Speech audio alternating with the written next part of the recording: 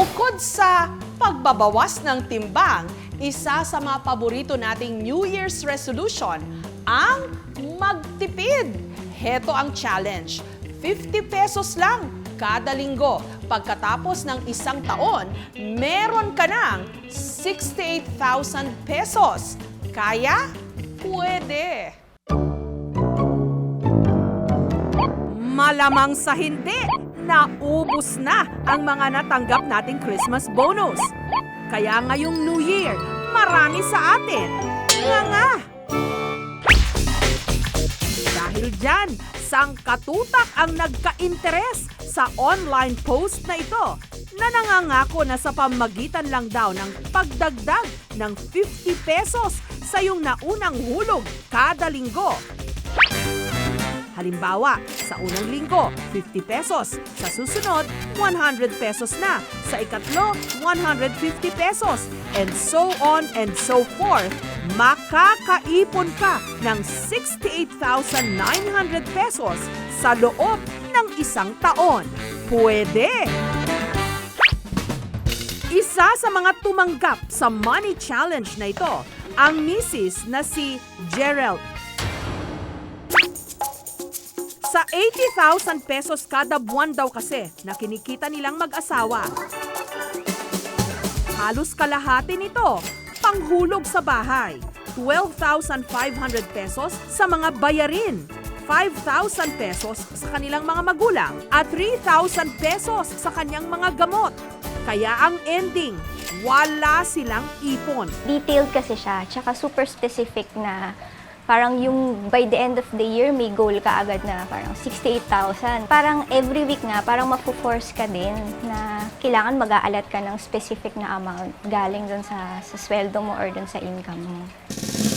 Ang makukuha raw nila mula sa 52-week money challenge, i-invest nila sa stock market o hindi kaya gagawing travel fund. Bali, ito yung alkansya namin. So, ito yung table, ito yung sa husband ko, ito yung sa akin. Tapos, since natapos na kami ng second week, ayan, may smiley na. Ibig sabihin, meron na kaming tig 150 pesos. Currently, meron na kaming 300 pesos. Bagamat magandang paraan daw ng pag-iipon ang 52-week money challenge, bagay lang daw ito sa mga malalaki ang sweldo. Alam mo, pag-save, dapat meron kang pinagkukuhanan, di ba? Kung ikaw ay minimum wage earner, 10,000 a month, 12,000 a month, kahit na anong teknolohiya gamitin mo, hindi mo kaya mag-save ng 68,000 sa isang taon. May iba't ibang paraan ng pag-iimpok. May money jar system kung saan bawat bote may nakalaang halaga ng hulog at pagkakagastusan. Meron ding tinatawag na spending fast kung saan may isang araw naman sa isang linggo na hindi ka gagastos. Para naman sa mga single at nakatira pa sa bahay ng kanilang mga magulang at kumikita lamang ng minimum wage, 6,000 pesos lang daw ang kailangang gastusin kada buwan. Ang matitirang pera dapat daw diretso sa savings. Ang isang pinakasimbolo na siguro ng pag-iipon, ang piggy bank o alkansya. Halaw ang salitang piggy bank sa uri ng clay na pig. At dahil katunog ito ng pig o baboy, ito na rin daw ang kadalasang nagiging disenyo nito. Ang pamilya ni Andrew, 1981 pa nung nagsimulang gumawa ng mga ceramic na alkansya. Itong alkansya na to, first birthday ko pa to eh. Andrew Yuen, first birthday. Happy 9th birthday. Happy 10th birthday. Ipinakita nila sa amin ang kanilang estilo sa paggawa ng alkansya. Inilagay muna ang formulated clay sa hulmahan. Maghihintay ng mga 1 to 2 hours depende sa weather. Aalisin sa molde, pagkatapos kikinisin at patutuyuin sa loob ng 2 araw at lulutuin sa pugon sa loob ng ilang oras. Pagkatapos, didisenyuhan. Sa panahon ngayon, ang mga piso ngayon, imbis na pag-iipon rin siya. Pero halimbawa, Pag nasuklian ka, saan nyo ilalagay yung barya? Siyempre, doon na lang sa piggy bank kaysa naman ilagay kung saan-saan. Si Lois, 2, 1, smile! kolektor ng mga piggy bank na umaabot na ngayon sa 50 piraso. Mula pa raw sa ibang bansa ang mga ito. Gaya na lang ng ballerina piggy bank na nanggaling pa sa Holland. Itong tatlong to, nag-stop over lang kami. Siya tour sa Europe. One of my favorites kasi medyo rare siya, di ba? Hindi ka masyadong makakakita ng glass na pig. Sari-sari rin ang disenyo ng kanyang piggy banks na gawa sa ceramic at plastic. Ang isang ito, gumagalaw pa ang ulo. Ang halaga ng kanyang koleksyon, aabot na raw sa 30,000 pesos.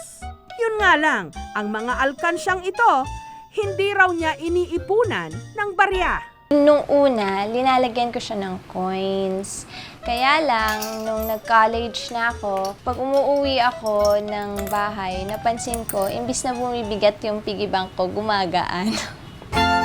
Sa sobrang pagkahumaling ni Lois sa mga ito, nagdidisenyo at nagbebenta na rin siya ng piggy banks. Tapos, malay mo, imbis na yung piggy bank yung pinagsisavean ko, yung piggy bank yung gumagawa ng pera para sa akin.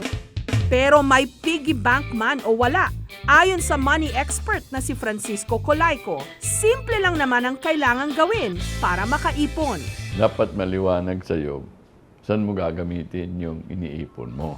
Kasi di ka naman mag-iipon para umipon lang. Meron ka dapat layunin. Tinitignan natin talaga saan ang daloy ng pera natin. Itinatawag nilang follow the money. Mas secure pa rin daw kung sa bangko mag-impok ng pera. Pero kung gusto mo pa rin mag-alkansya, siguraduhin lang na hindi ito madaling masira. At kung maaari, hindi nakikita ang laman para hindi ka matuksong basagin ito. Sa bayan naman ng Lalo sa Cagayan Valley, alkansya rin ang solusyon ng mga inang pinaghahandaan ang kanilang panganganak.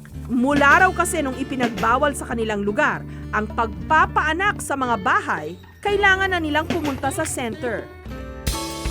Libre man daw ang konsultasyon, kailangan pa rin ang kaunting halaga para sa ibang gastusin sa kanilang pagle-labor. Kaya naman naisipan ng midwife na si Ronalyn ang Alkansya ni Nanay Project, kung saan ang bawat buntis na ina binibigyan ng alkansyang kawayan sa unang araw ng kanilang check-up. Huhulog-hulugan nila ito hanggang sa makapanganak para may panggastos. Maraming nagdadahilan na wala silang pera pagdating ng mga nganak. So naisipan namin yung bamboo bank na yan na ibigay sa bawat nagbubuntis. Isa si Roseda sa mga nakinabang sa proyektong ito. Katunayan, sa 2 beses na nanganak na siya, pareho na gamit ang naipon niya sa ibinigay na alkansya. Nakaipon kami ng 237 ma'am pandagdag sa babayad sa ospital. Kasi ma'am, nung nagkasakit yung anak ko, wala kaming ipon. Kaya naisipan namin ma'am na mag-ipon. Kung may magkasakit, may panggastos. Kapag may isinuksok, may madudukot. Kung may itinanim, may aanihin. Kaya hanggat kasisimula pa lang ng taon, magsimula ng mag-ipon. Yan ang aming Money Challenge!